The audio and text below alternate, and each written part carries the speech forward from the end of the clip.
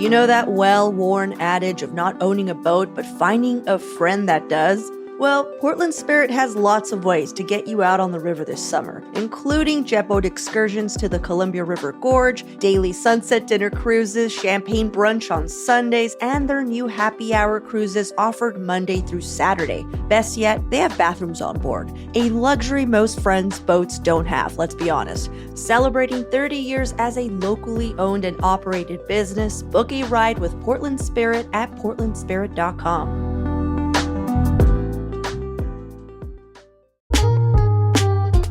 If you're looking for a place to recharge your battery and have the most summer fun, Salishan Coastal Lodge is your ideal destination. It's over 200 acres of every activity and vibe you could possibly want. There's golf, tennis, hiking, yoga, hot tub, spa treatments, and if you're only there for the zip line, they just added 2 more. Best of all, they have a daily yappy hour with refreshments for humans and pups alike. And CityCast Portland listeners get 20% off with the code CityCast in all caps. So go book your stay today at Salishan.com.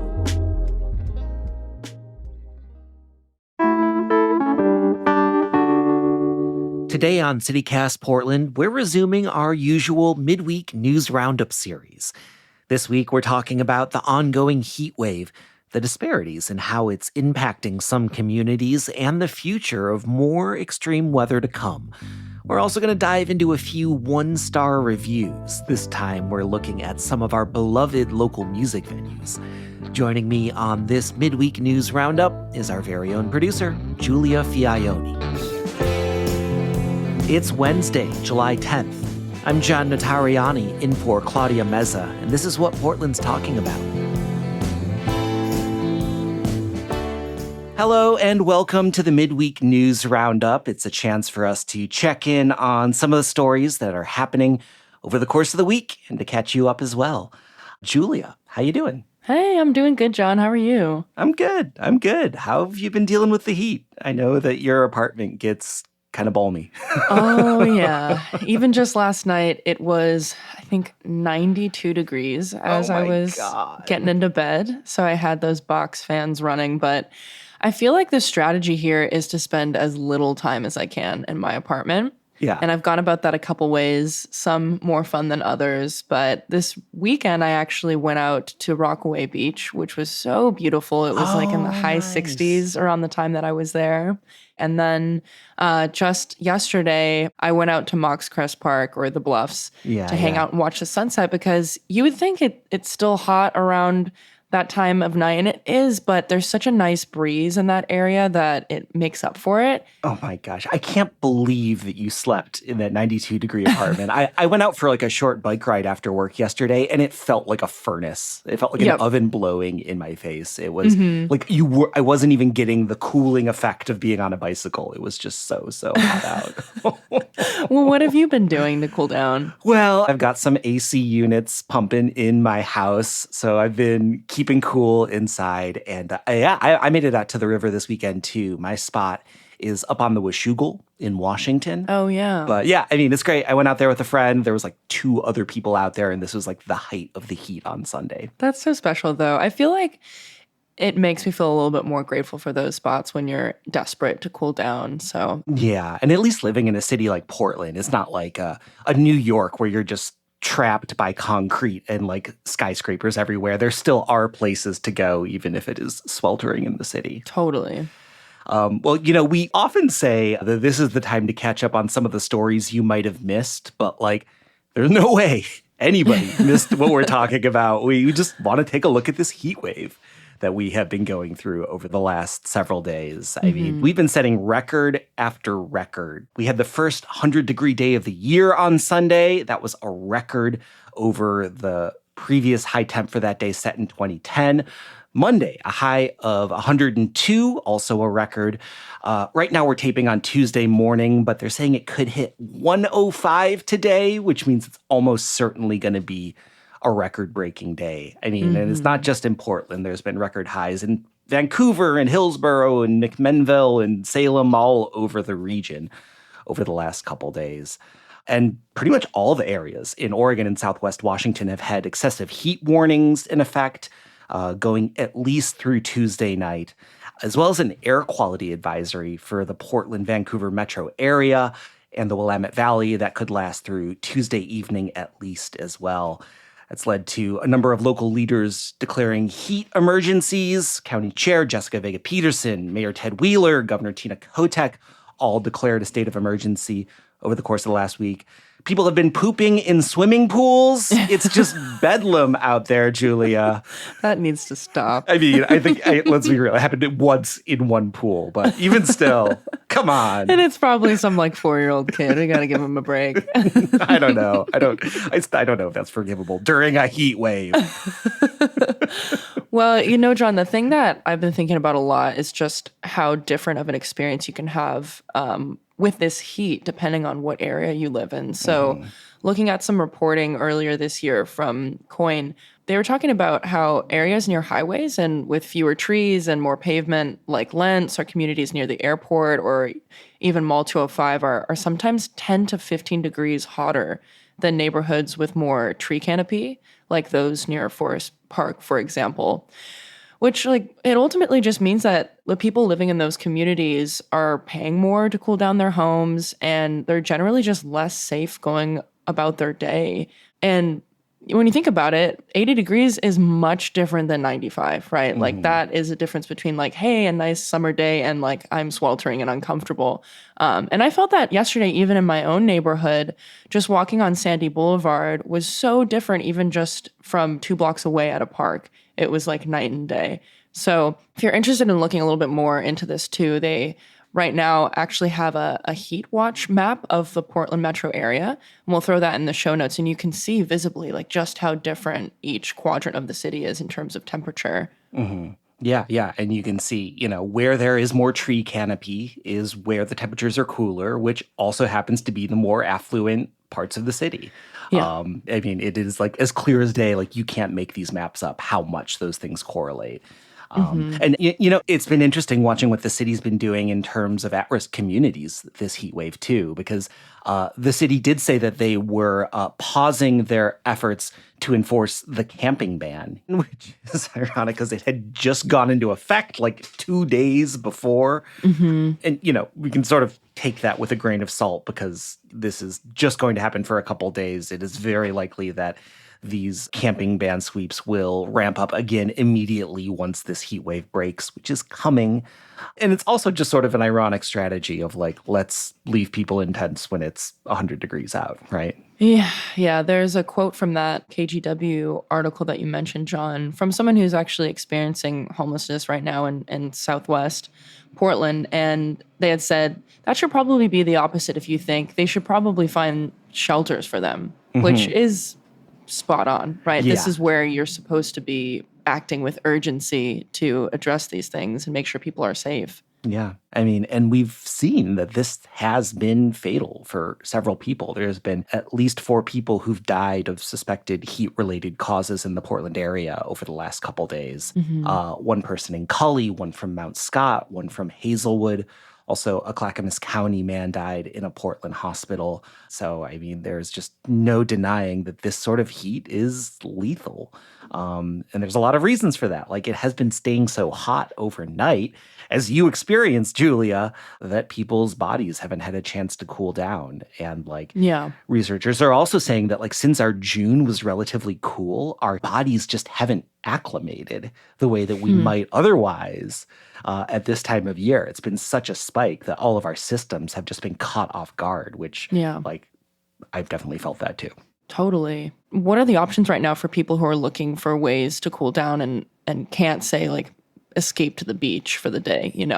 What can they do in the city? Well, I mean, this is one of those weird things. We're taping Tuesday morning and there's a bunch of stuff available today. I'm not sure how much is going to be available once this gets to all of our listeners on Wednesday morning. So as of today, there are a number of cooling centers that are open through Multnomah County. TriMet is also saying that anyone can ride. They're not going to deny anyone based on fares. Libraries are also an option for people to go to. That they're going to be open, several of them with extended hours. And the main thing that local leaders are driving people towards in this heat wave, or really any extreme weather event, is 211. Yeah. Just dial 211, visit 211info.org, and that's going to help you find a cooling place. So still to be determined what the plan is for Wednesday. They are saying that temperatures are going to be a little bit cooler. It's only going to be in like the 90s. So some of those cooling centers might stay open. They might end up closing. The county really just plays it by ear on these types of extreme weather events. Yeah, when it comes to that extreme weather becoming more frequent, I remember when I first moved to Portland, being from both Toronto and Southern California, I thought it was kind of strange that people would be nervous and anticipating 100-degree weather or 20-degree weather. It didn't matter. It always seemed moderate to me from my experiences, but I quickly realized that it's so much harder to manage extreme weather patterns in a city that doesn't have the infrastructure to account for it. And that's where the crux of this climate change issue really becomes clear. When you look at what resources are available in order to mitigate some of the symptoms that come up when you're experiencing heat stroke. Yeah. In order to keep your house cool during this season, and the opposite during the winter season, which is going to become more and more of an issue when we look to the future due to climate change. So I was looking at some reporting from OPB earlier this week, and it noted that, just to put into context, Portland has had 16 days of temperatures above 100 degrees since 2020, which I'm sure is more now as the days have gone by this week. But for 90 years prior to that, Portland saw an average of only one 100-degree day per year. Yeah. So just think about that for a second. Like, that is such a drastic change. And there is no evidence right now to believe that that's going to change in the opposite direction. And the thing that I think is really concerning right now with such a heat wave so early in the summer season is that it makes the risk of wildfires even worse. Yeah. Because all the rain from last season essentially dries up, and there aren't any rainy conditions predicted anytime soon. I mean, I guess this is a reminder to stay up to date on burn bans, and we can throw a link in the show notes for that to make sure that when you're going out camping that you're following the rules, because those things become just worse and worse as the season goes on, especially with this heat wave. Yeah, and there are a number of red flag warnings in effect for areas east of the Cascades. So I don't know if anybody is like trying to beat a heat wave by going to Central Oregon, but if you are, please be careful. Don't burn down Central Oregon. We like it out there. Don't start a wildfire. Everyone's going to think you suck. Yeah. It's just not worth it. You know what I mean? Like, you can do without the fire. Yeah, for sure. Well, I mean, it is cooling off Wednesday into the rest of the week, but it's still going to be freaking hot. We're still seeing temperatures in like the 80s and 90s for the next, several days. So if you are looking for more ideas of how to stay cool and resources, check out Hey Portland, our newsletter. I think Rachel Monahan, our newsletter editor, has done a really great job over the last couple of days of putting a bunch of ideas out there for both things to do and like ways to stay safe. Yeah, not even just ourselves too, but our pets as well. She's done a great job of sharing some resources on how to properly take care of your pets too. Yeah. Well, Giulia, what do you say we take a quick break? Then we get into 1-star reviews. Let's do it.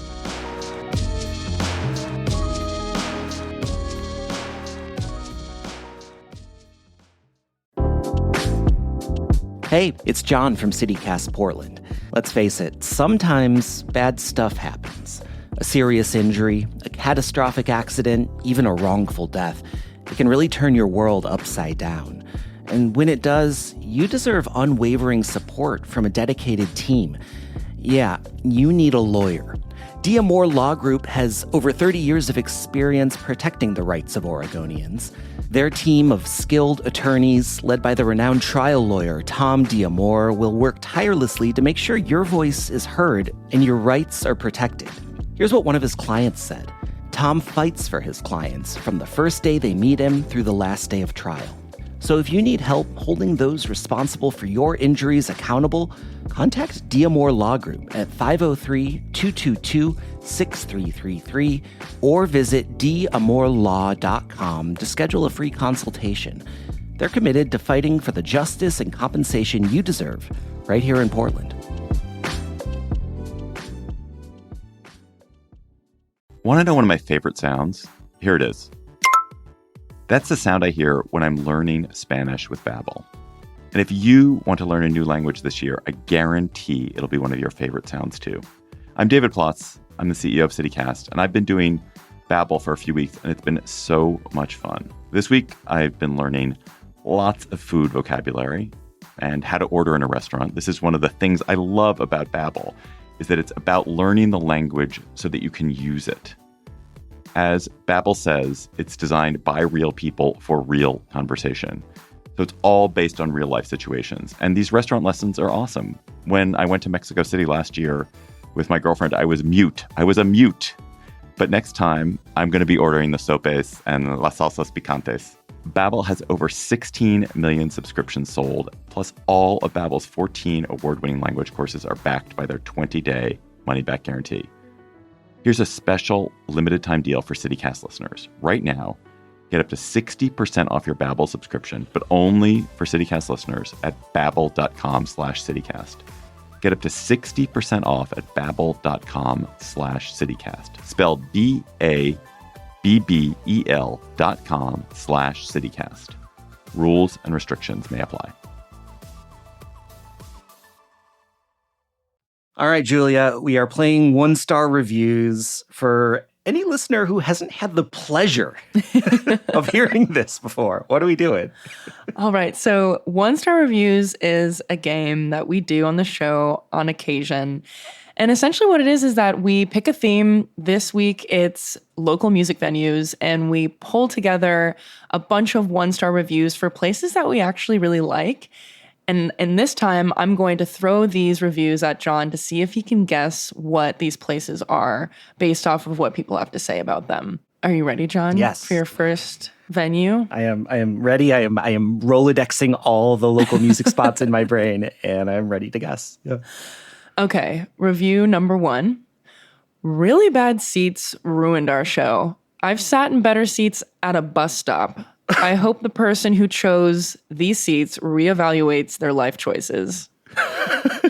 It's so mean to go after the seat installer. Like, that poor guy. I'm having a hard time thinking of like any live music venue I've been to where I've been like, oh my gosh, this is so plush. But I'm going to go big to start. I'm going to guess the Moda Center. Not the Moda Center. That's so funny. Okay. Because those seats, I mean, they're stadium seats. They're not cozy. I see the thought process. I'm going to give you another one. Okay.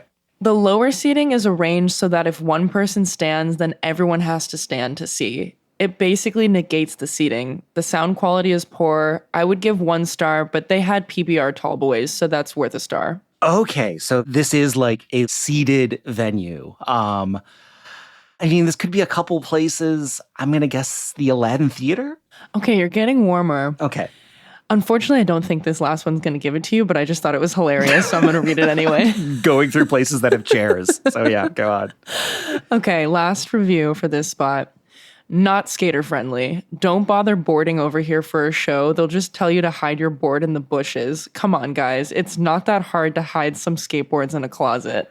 I'm going to guess that this is Revolution Hall. Because, no way. Is it? No, you got it. That's wild. Because in a previous 1-star review, we talked about how Revolution Hall doesn't let people come in with suitcases. Yep. To their rooftop patio. So funny.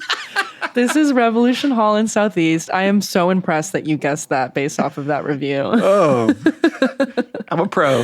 What can I say? Okay. Next one. New venue.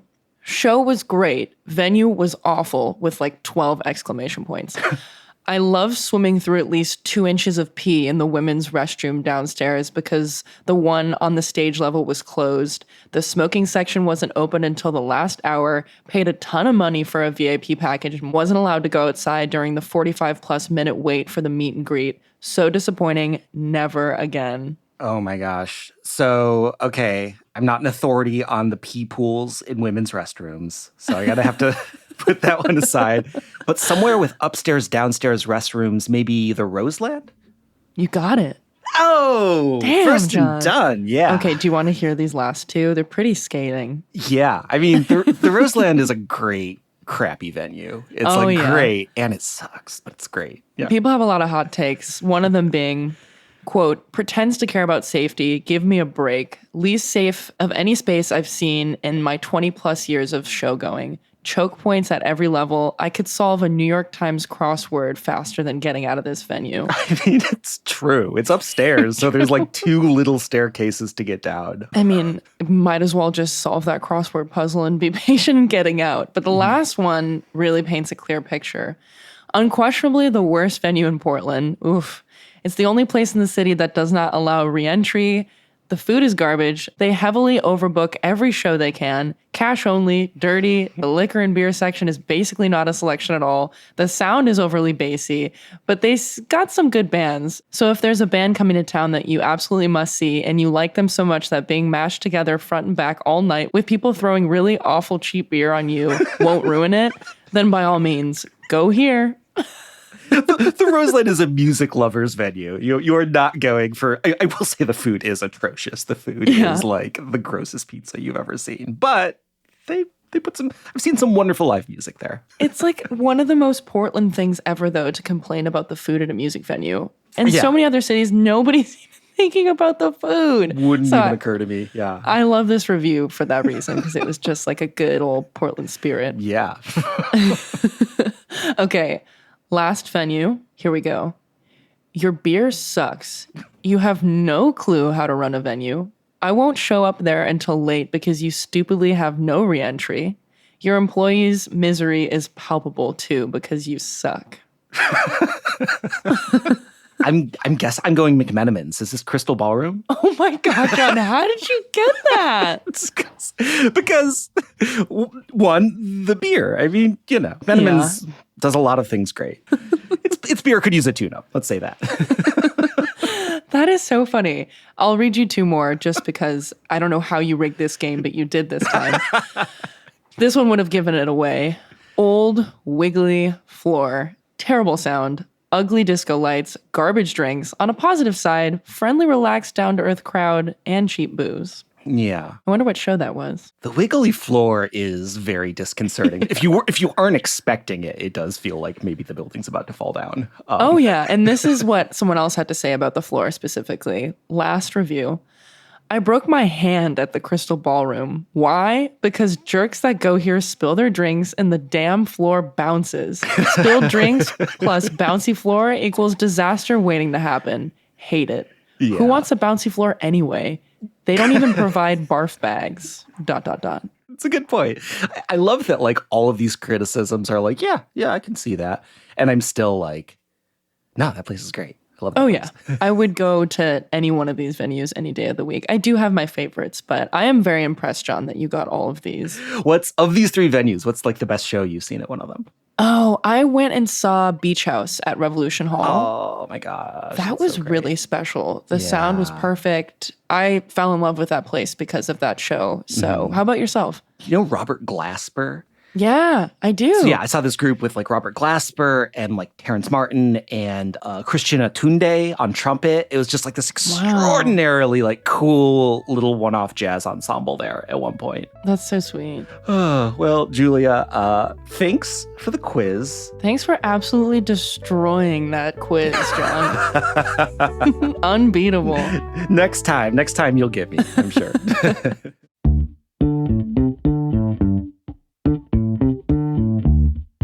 Well, that's all for us today here on CityCast Portland, but thanks again so much for listening. If you enjoyed the show, we'd really love it if you told one of your friends about it or left us a rating or a review. I'm John Notarianni, in for Claudia Meza. We'll be back tomorrow with a lot more from around the city. Until then, see you at Slim's.